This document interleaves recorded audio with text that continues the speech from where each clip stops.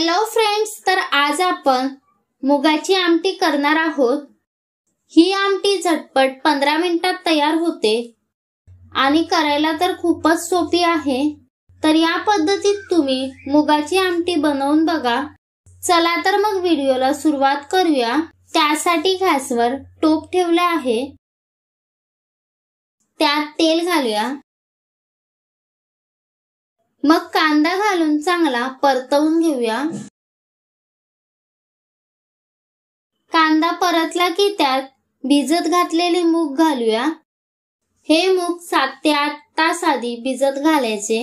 कडधान्य भिजत घातल्यामुळे ते लवकर शिजतात।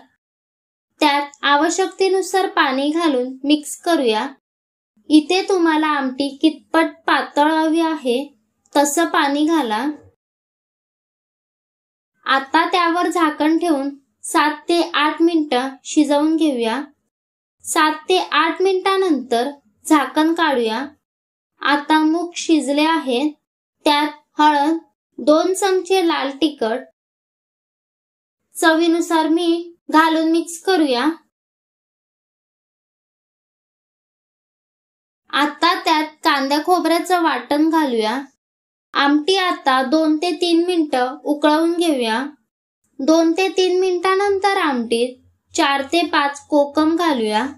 आमटी 1 मिनिट उकळवून घेऊया। आता आपली मुगाची आमटी तयार आहे।